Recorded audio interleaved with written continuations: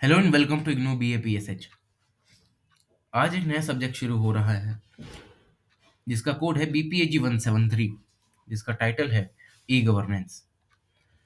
ये सब्जेक्ट बहुत से लोग इलेक्टिव के रूप में लेते हैं। इसमें टोटल 8 ब्लॉक और 12 यूनिट्स हैं।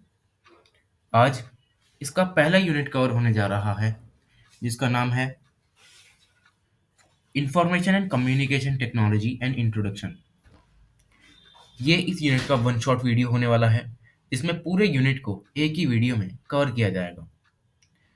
तो इंट्रोडक्शन की अगर मैं बात करूं तो जो वेबोपीडिया है वो इंफॉर्मेशन को डिफाइन करता है एज अ वर्ड जिसके बहुत सारे मीनिंग है डे टू डे यूजेज में। पर अगर हम इसे एक रूल की तरह देखें तो इंफॉर्मेशन एक ऐसा कंसेप्ट है जो कि डेटा से क्लोजली रिलेटेड है और नॉलेज से क्लोजली रिलेटेड है। ये एक ऐसा मैसेज है जो कोई कम्युनिकेट करता है सेंडर टू द रिसीवर। मतलब सेंडर वो पर्सन होता है जो कि इंफॉर्मेशन को ट्रांसमिट करता है और रिसीवर वो होता है जो रिसीव हुई इंफॉर्मेशन को डिकोड करता है, उससे कुछ कंक्लूजन ड्रॉ करता है। आगे आता है कम्युनिकेशन। कम्युनिकेशन एक ऐसा प्रोसेस है इंफॉर्मेशन का जिसमें जो इंफॉर्मेशन है उसको ट्रांसमिट करने के लिए एक कॉमन सिस्टम का यूज किया जाता है, जैसे कि सिंबल्स। कम्युनिकेशन इंटरेक्टिव हो सकती है, ट्रांजैक्टिव भी हो सकती है, इंटेंशनल अनइंटेंशनल भी हो सकती है, वर्बल और नॉन वर्बल भी हो सकती है। मतलब कम्युनिकेशन एक ऐसा प्रोसेस है इंफॉर्मेशन को ट्रांसमिट करने का किसी भी मीन्स से। जैसे कि मैं बोल के आपको कोई इंफॉर्मेशन दे रहा हूँ तो ये वर्बल कम्युनिकेशन होगी। नॉन वर्बल कम्युनिकेशन में अगर कोई इंसान या पर्सन इशारे देकर कुछ कम्युनिकेट करने की कोशिश कर रहा है तो वो नॉन वर्बल कम्युनिकेशन में आता है। आगे आता है आईसीटी, यानी इंफॉर्मेशन एंड कम्युनिकेशन टेक्नोलॉजी। अब आईसीटी में क्या होता है कि टेक्नोलॉजी का यूज करके इंफॉर्मेशन प्रोसेसिंग और कम्युनिकेशन के जो प्रोसेस हैं उनको सही से परफॉर्म किया जाता है। जैसे कि इस प्रोसेस में इलेक्ट्रॉनिक कंप्यूटर्स का यूज किया जाता है, कंप्यूटर सॉफ्टवेयर का यूज किया जाता है ताकि जो इंफॉर्मेशन है हम उसको स्टोर, प्रोटेक्ट, प्रोसेस, ट्रांसमिट और रिट्रीव कर सकें किसी भी समय। एग्जाम्पल के तौर पर जैसे कि रेडियो, पर्सनल कंप्यूटर्स, टेलीफोन, ये सब ऐसे कुछ कम्युनिकेशन के मीन्स हैं जिसमें पर्सनल कंप्यूटर की अगर मैं बात करूं तो पर्सनल कंप्यूटर में हम अपने कुछ इंफॉर्मेशन को स्टोर भी कर सकते हैं, उसको प्रोटेक्ट भी कर सकते हैं, उसको प्रोसेस कर सकते हैं, उसको कभी भी रिट्रीव भी कर सकते हैं। आगे आता है information and communication technology in India. अब जैसे जैसे जो आईसीटी है उसकी इम्पोर्टेंस बढ़ने लगी इलेक्ट्रॉनिक्स में, तो गवर्नमेंट ऑफ इंडिया ने एक डिपार्टमेंट ऑफ इलेक्ट्रॉनिक्स को इस्टेब्लिश किया 1970 में। और इसी की subsequently national informatics centre NIC का भी यहाँ पर इस्टेब्लिशमेंट हो जाता है 1977 में, जो कि गवर्नमेंट ऑफ इंडिया का पहला मेजर स्टेप था ई गवर्नेंस को इंडिया में अच्छे से इम्प्लीमेंट करने में। और अर्ली 1980s में क्या होता था कि जो कंप्यूटर्स होते थे वो किसी किसी के पास होते थे, किसी किसी ऑर्गेनाइजेशन के पास होते थे। कंप्यूटर्स कोई भी ज़्यादा यूज़ नहीं करता था। अब उसके बाद आते हैं पर्सनल कंप्यूटर्स। अब जैसे ही पर्सनल कंप्यूटर्स आते हैं तो सबके पास अपना अपना एक पर्सनल कंप्यूटर होता है जिसमें वो अपने इंफॉर्मेशन को स्टोर या प्रोसेस कर सकते हैं उसकी कैपेसिटी के अकॉर्डिंग।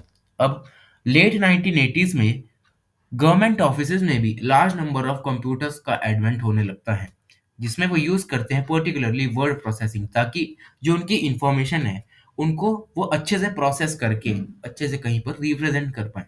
अब जैसे जैसे कंप्यूटर्स आते जाते हैं वैसे वैसे ही सॉफ्टवेयर्स भी बढ़िया बढ़िया आने लगते हैं, बेटर सॉफ्टवेयर्स का यहाँ पर एडवेंट होता है।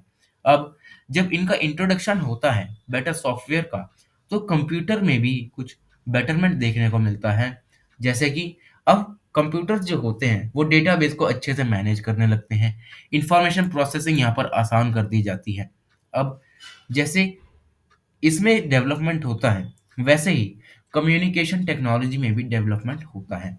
आगे जो कंप्यूटर्स होते हैं वो वर्सटाइल बन जाते हैं, हर कोई अब कंप्यूटर्स की रीच में आने लगता है और बहुत सारे गवर्नमेंट डिपार्टमेंट में भी पेपर फाइल्स को छोड़कर अब यहाँ पर कंप्यूटर्स का इंट्रोडक्शन किया जाता है, ताकि जो डेवलपमेंटल प्रोग्राम्स है या जो एम्प्लॉयज के पेरोल्स हैं उनको पेपर या फाइल में स्टोर ना करके हम एक कंप्यूटर में स्टोर करें। सॉरी। अब जो मेन थ्रस्ट मिलता है ई गवर्नेंस का इंडिया में, वो मिलता है एनआईसी एनईटी के लॉन्च होने पर, जो कि 1987 में लॉन्च होता है। ये एक national satellite based computer network होता है।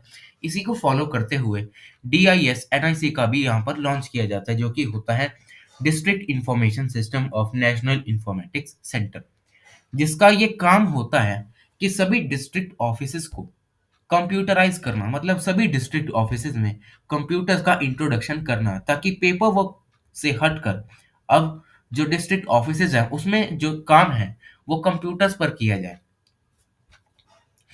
अब डिस्ट्रिक्ट ऑफिसेज के बाद एनआईसी एनईटी का मेन पर्पस होता है कि डिस्ट्रिक्ट से अब स्टेट कैपिटल्स पे भी जो कंप्यूटर्स हैं उनको एक्सटेंड किया जाए, और सारे डिस्ट्रिक्ट हेडक्वार्टर्स में भी कंप्यूटर को एक्सटेंड किया जाए बाय 1990। ये अपना एक ऐसा गोल बनाते हैं। अब इसके बाद एक नेशनल टास्क फोर्स बनती है information technology and software development की, जो कि मई 1998 में यहाँ पर स्टैब्लिश होती है। ये ऐसे कुछ पॉइंट्स को रिकॉग्नाइज करती है कि अगर हमें कंप्यूटर लिटरेसी को बढ़ाना है तो हमें एक ऑपरेशन नॉलेज के नाम के एक ऑपरेशन को या एक किसी मिशन को इम्प्लीमेंट करना पड़ेगा, जिससे जिसका एम हो कि कंप्यूटर लिटरेसी को यूनिवर्सलाइज करना और पेपर वर्क से हटकर कंप्यूटर्स के यूज को स्प्रेड करना हर आईटी सेक्टर में, और even education of the country में भी कंप्यूटर्स का इंट्रोडक्शन किया जाए। अब 1999 में जो यूनियन मिनिस्ट्री होती है इंफॉर्मेशन और टेक्नोलॉजी की, वो यहाँ पर क्रिएट की जाती है, और बाय 2000 वो एक 12 पॉइंट का मिनिमम एजेंडा देती है, जिससे कि जो गवर्नमेंट ऑफ इंडिया के सारे ऑफिसेज हैं उसमें ई गवर्नेंस को इम्प्लीमेंट किया जा सके।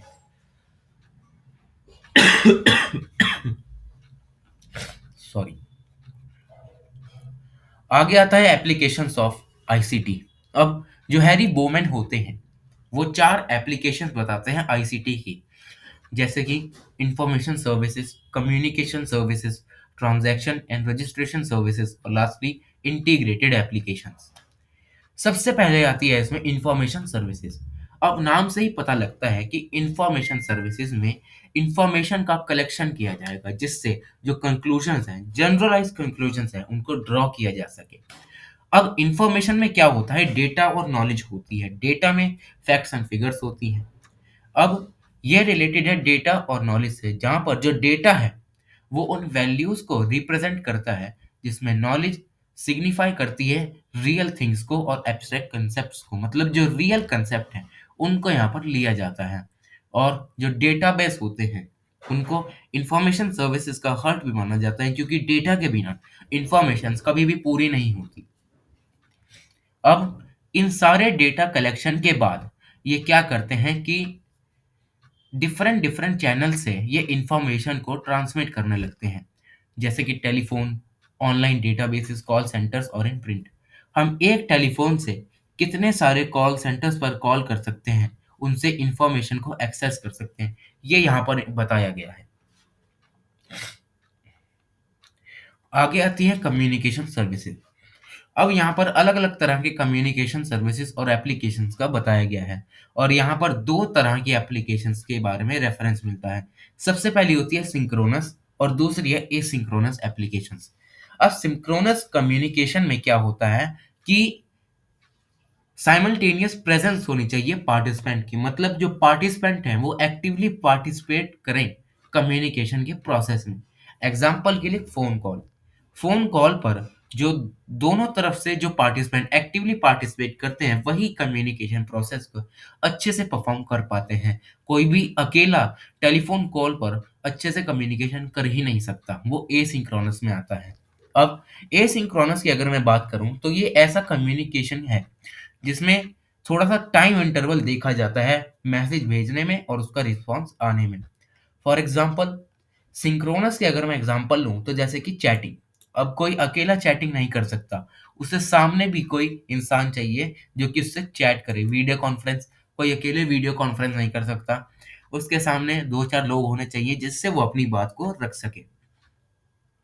अब एसिंक्रोनस का एक बेस्ट नोन एग्जांपल है कम्युनिकेशन एप्लीकेशन, जैसे कि मेल।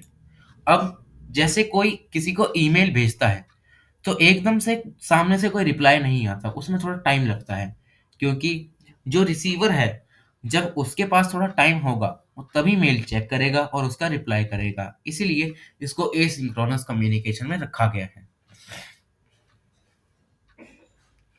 आगे आती हैं ट्रांजैक्शन और रजिस्ट्रेशन सर्विसेज।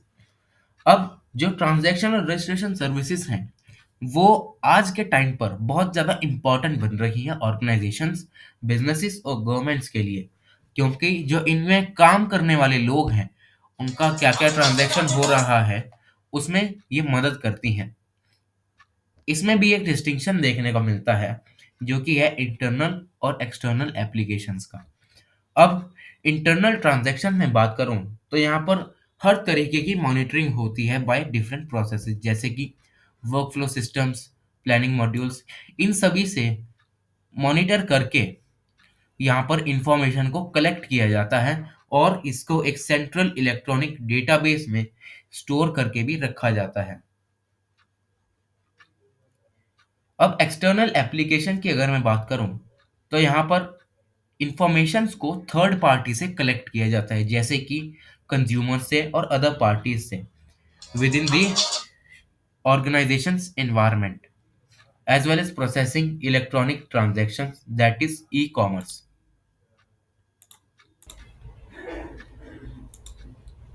तो हम थे एक्सटर्नल एप्लीकेशंस पे। अब एक्सटर्नल एप्लीकेशंस में क्या होता है कि जो इंफॉर्मेशन होती है वो कलेक्ट की जाती है कंज्यूमर्स और अदर पार्टीज से, जो कि उस ऑर्गेनाइजेशन के इन्वायरमेंट में रहते हैं, जिससे उस इंफॉर्मेशन को प्रोसेस कर कर ई कॉमर्स में यूज़ किया जाता है। आगे आती हैं इंटीग्रेटेड एप्लीकेशंस। ऐसी एप्लीकेशंस जो इंफॉर्मेशन को इंटीग्रेट करती हैं, वो होती हैं इंटीग्रेटेड एप्लीकेशंस। अब जो ये एप्लीकेशंस होते हैं, ये एक ऐसी पॉसिबिलिटी को ऑफर करते हैं जिसमें जो इंफॉर्मेशन होती है उसे हम कहीं भी कभी भी एक्सेस कर सकते हैं किसी भी ट्रांजैक्शन को कंडक्ट करने के लिए। कुछ एग्जांपल्स हैं, जैसे कि ग्रुप डिस्कशन सपोर्ट सिस्टम जीडीएसएस और computers supported collaborative work CSV. ये सब एप्लीकेशंस इंटीग्रेटेड एप्लीकेशंस में आते हैं। ये एप्लीकेशंस ऐसी सर्विसेज प्रोवाइड करते हैं जिसमें जो ऑनलाइन डेटाबेस और शेयर डॉक्यूमेंट्स होते हैं, उनका एक इंटीग्रेटेड पैकेज मिलता है, जिसमें जो कोई भी कंज्यूमर है, जो कोई भी पर्सन है, उसे अलग-अलग जगह इंफॉर्मेशन को एक्सेस करने के लिए नहीं जाना पड़ता। ये एक ही जगह पर सारी इंफॉर्मेशन को स्टोर करके रखते हैं। आगे आता है इंफॉर्मेशन सिस्टम। अब इंफॉर्मेशन सिस्टम को अगर हम टेक्निकली डिफाइन करें तो ये होता है a set of interrelated components that collect, process, store and distribute information to support decision making and control in an organisation. किसी भी ऑर्गेनाइजेशन में कुछ ऐसे कंपोनेंट्स जो कि इंफॉर्मेशन को कलेक्ट, प्रोसेस, स्टोर और डिस्ट्रीब्यूट करते हैं किसी भी ऑर्गेनाइजेशन में, वो होते हैं यहाँ के इंफॉर्मेशन सिस्टम्स। अब इंफॉर्मेशन सिस्टम्स के कुछ एक्टिविटीज के बारे में यहाँ पर बताया गया है, जो कि होती है mainly input, processing and output. अब इनपुट में क्या होता है?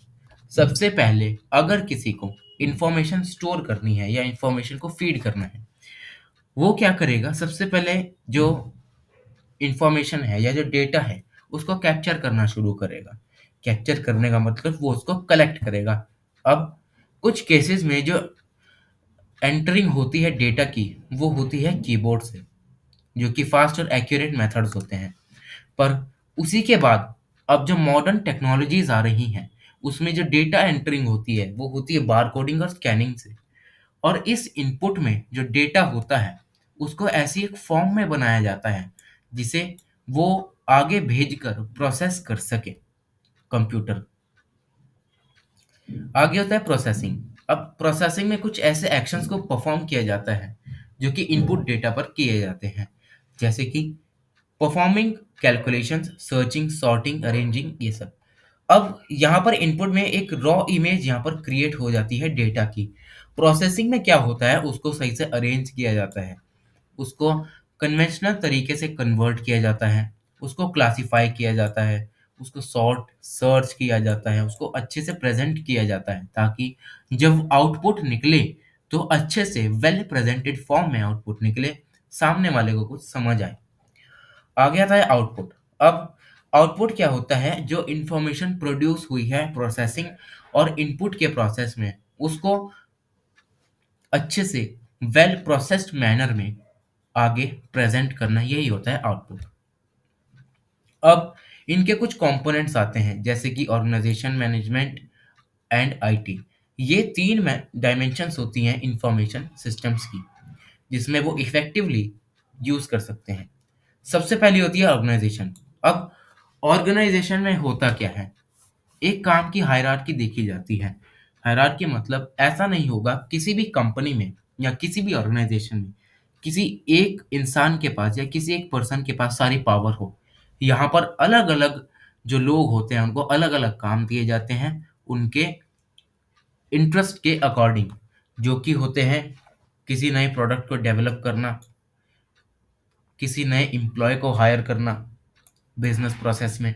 ये सब होते हैं ऑर्गेनाइजेशन में, जिसमें जो लोग होते हैं उनको लॉजिकल रिलेटेड टास्क दिए जाते हैं, जो उनके बिहेवियर को एकम्प्लिश करें, ताकि वो अच्छे से किसी ऑर्गेनाइजेशन में काम कर सकें।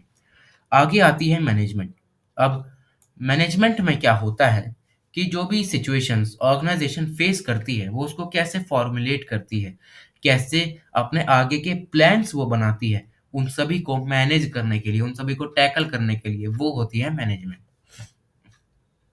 अब जो मैनेजर्स होते हैं वो बिजनेस चैलेंजेस को कैसे टैकल करते हैं, वो यहाँ पर देखा जाता है। आगे आती है इंफॉर्मेशन टेक्नोलॉजी, आईटी।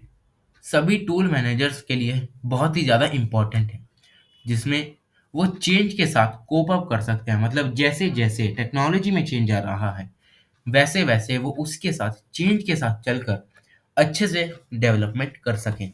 जैसे कि computer hardware, computer software, data management technology, networking and telecommunications, ये सब आईटी में देखे जाते हैं।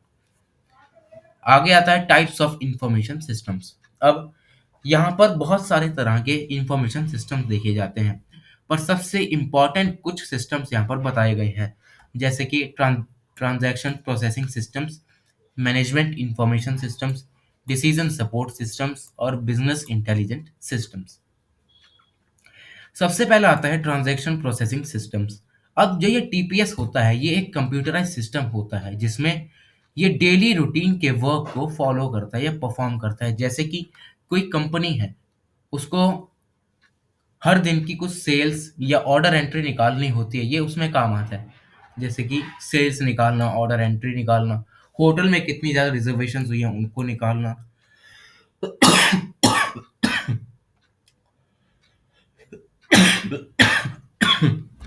सॉरी, एम्प्लॉयज के पेरोल को निकालना, उनके रिकॉर्ड को कीप करना, शिपिंग एड्रेसेस को संभालना, ये सब टीपीएस में यूज किए जाते हैं। अब जो मैनेजर्स होते हैं उनको ये चाहिए कि जो टीपीएस है वो सारे इंटरनल ऑपरेशंस को मॉनिटर करे, ताकि जो फर्म रिलेशनशिप्स हैं, जो फर्म रिलेशंस है ऑर्गेनाइजेशन के अंदर, वो वेल मेंटेन्ड रहें, कोई भी यहाँ पर गलत चीज ना हो। These systems are major producers of information for other systems and business function। और जो टीपीएस जैसे सिस्टम्स होते हैं, ये इंफॉर्मेशन के मेजर प्रोड्यूसर्स होते हैं दूसरे सिस्टम्स के लिए, क्योंकि ये एम्प्लॉय की पेमेंट हिस्ट्री डेटा को भी सप्लाई करते हैं,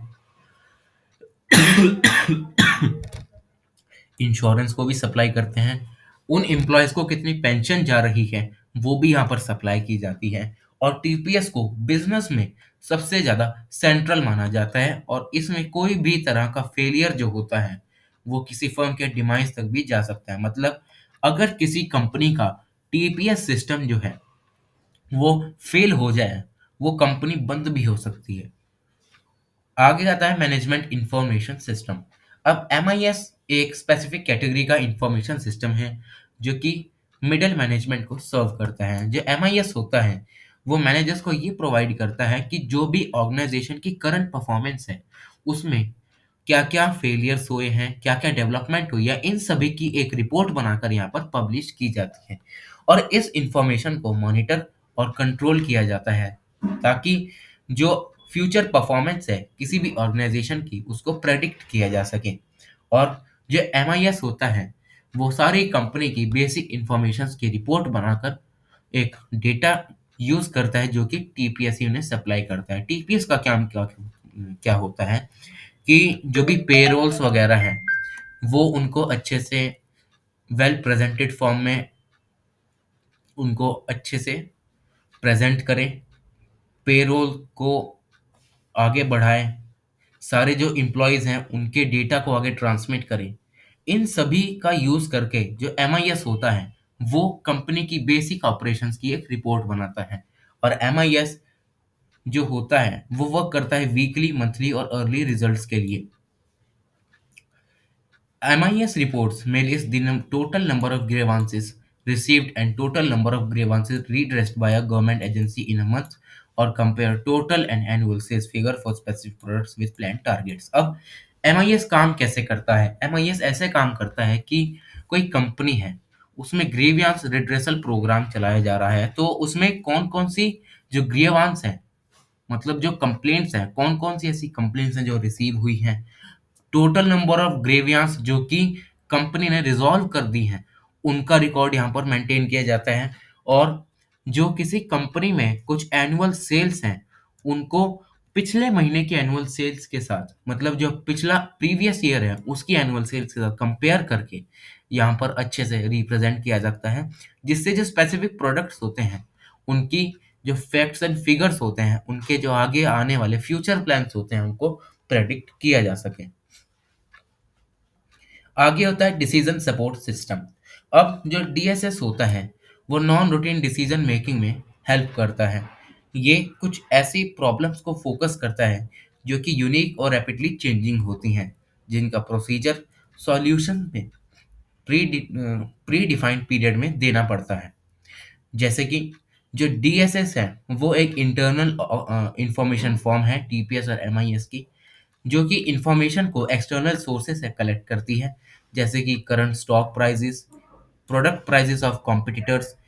These systems use a variety of models to analyze the data are designed in a such a manner that user can work with them directly। अब जो ये डीएसएस होता है ये दूसरे एक्सटर्नल सोर्सेज से इंफॉर्मेशन कलेक्ट करता है, जैसे कि करंट स्टॉक प्राइस। अब कोई कंपनी का जो कॉम्पिटिटर है उसके प्रोडक्ट्स के क्या क्या प्राइजेस हैं उस कंपनी से, वो यहाँ पर एनालाइज किया जाता है। और ये सिस्टम अलग अलग तरह के मेथड्स का भी यूज़ करता है डेटा को एनालाइज करने के लिए। और ये इस तरह से डिज़ाइन किया जाता है कि जो यूज़र्स हैं वो उसको डायरेक्टली एक्सेस कर सकें। अब यहाँ पर जो डीएसएस होता है वो दो प्रकार का होता है। पहला जो कि एक डेस्कटॉप या पर्सनल कंप्यूटर से ऑपरेट होता है, जो कि जो डेटा होता है उसको मॉडल्स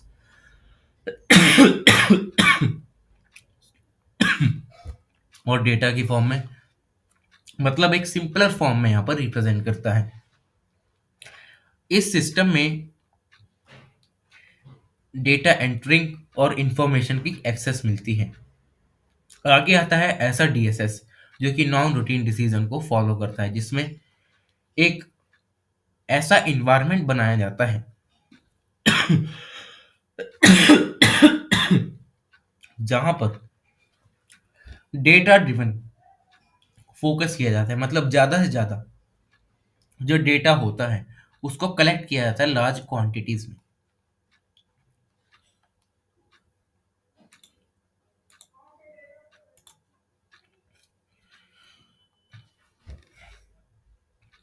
आगे आता है बिजनेस इंटेलिजेंस सिस्टम।